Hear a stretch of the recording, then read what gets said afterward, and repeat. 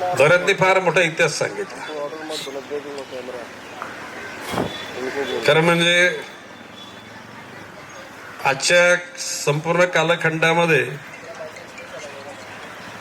निष्ठेनं जीवन जगणारे फार कमी राहिले. बाह्यांग असलेल्या दुनियेला भुलून लोक आपल्या जीवनाचा मार्ग सुधारत नसतात तर बिघडवत असतात. आज भरत नकात्याने जी कथा सांगितली ती गोष्ट खरी आहे.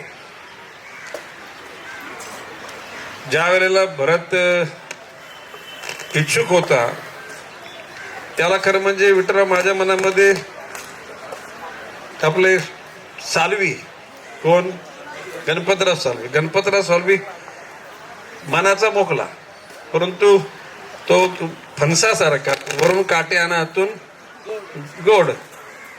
मी जरा इच्छा व्यक्त हे मला तो जरा शांतता पाळत होती. जरा वेळा गणपतराव ते मला सांगितलं, दादा तुमचं म्हणणं खरं आहे, गणपतराव चांगला माणूस आहे, मनाचा चांगला, परंतु आजच्या समाजाला गणपतरावचा स्पष्टपणा आवडणार नाही, गणपतराव निवडून येणार नाही. गोष्ट खरी आहे. मग तेवढ्यात भरतचा घोडा आम्ही पुढे काढणार, तेवढ्यात मग चंदूराणींच्या घोड्यांनी त्या ठिकाणी तोड बाहेर काढलं. म्हणजे भरतला भरत तू थांब रे, आणि भरत थांबला. चंदूराणे नगरसेवक झाले. भरत थांबल्यानंतर मला वाटतं की 5-6 महिन्यामध्ये 6 महिन्याने आपली परिवहन सेवा सुरू झाली.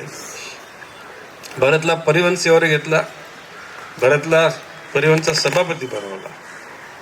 आणि भरतने त्यावेळेला ऐकल्यामुळे भरतच्या खाती प्लस पॉइंट झाले आणि भरत 2दा उपमहापौर झाला. नवी मुंबईमध्ये 2दा उपमहापौर झालेले भरत हा बरा एकमेव आहे. आता भरत 60 वर्षाचा आणि मी 75 वर्षाचा. मेघडे साहेब, म्हणजे प्रश्न असा आहे की अजून 15 वर्ष भरतला स्कोप आहे. म्हणजे 15 वर्षामध्ये काही घडू शकतो जयेश, पण तू उमेद न हारव. ज्या लोकांनी उमेद हारली त्यांचं सगळं संपलं. आणि म्हणून आता लक्षात आलं की आता बाब असे की माझं म्हणणं होतं की जयेश आम्ही 90 नगरसेवक निवडून आला पाहिजे. किती? 90.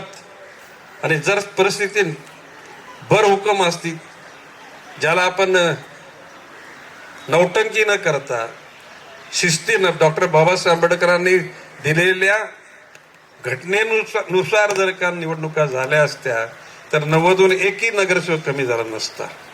हे 90 म्हणजे -65 म्हणजे 25 साधारणपणे नगरसेवक कमी झाले.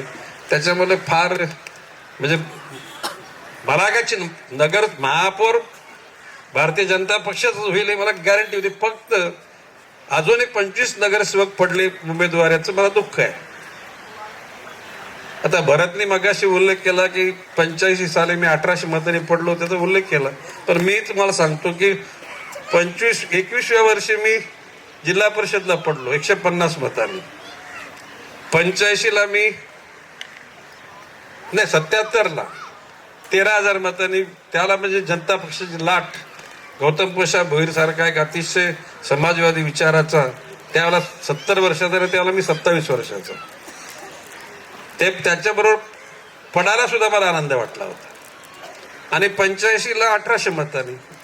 नंतर जो क्रम झाला, 90ला निवडून आलो, 95ला रेकॉर्ड ब्रेक मतांनी निवडून आलो, 99ला परत बोलतो चिटिंग झाली, 2004ला पुन्हा भारतामध्ये रेकॉर्ड ब्रेक झाला, 3,24,000 मत. 3 लाख आजवर राजांना संस्थानिकांना नाही मिळाले.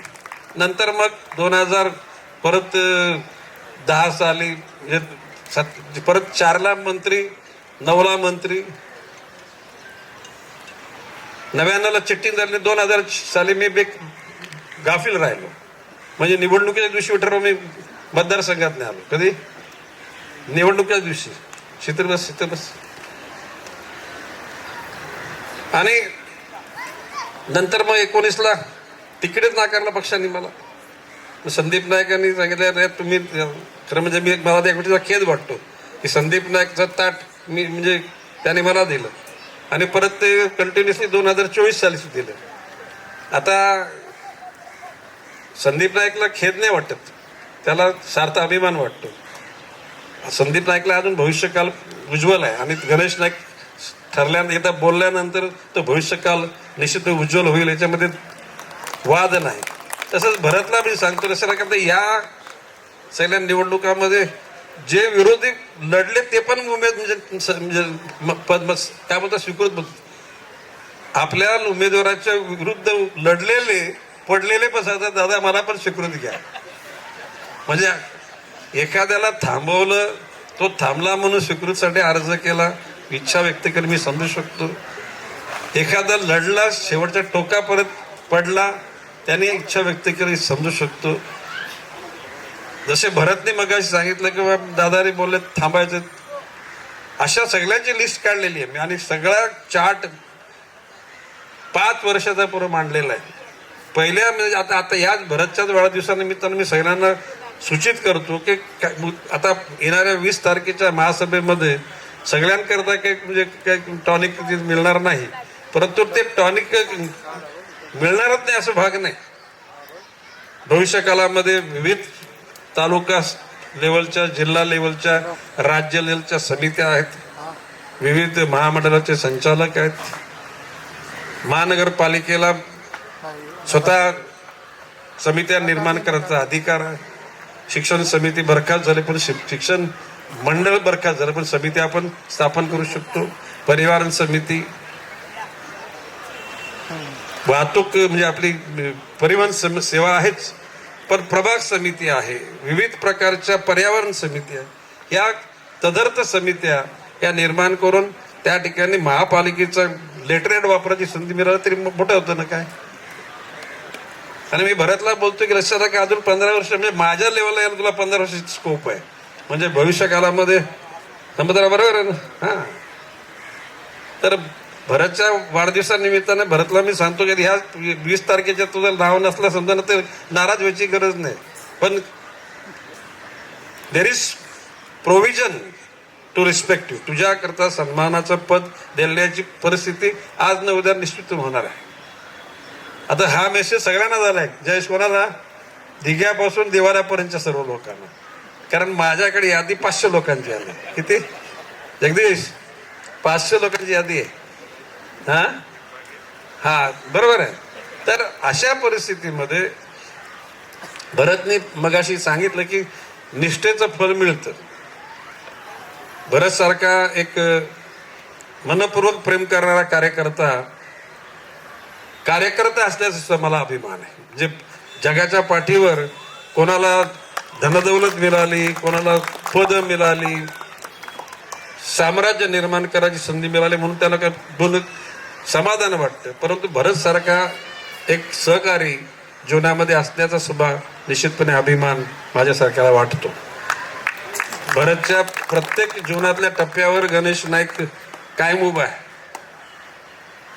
दरवर्षी गणपतीची पूजा करताना पहिल्या गणपतीची पूजा करायला मी सेक्टर 1ला भरतच्या गणपतीकडे येतो, त्याच्यानंतर मग 17ला जातो, त्याच्यानंतर त्या दिवशी 15-20 गणपती दर्शन घेतो. परंतु तो मान मी भरतला कायम ठेवलेला आहे आणि तो कायमचा राहील. आज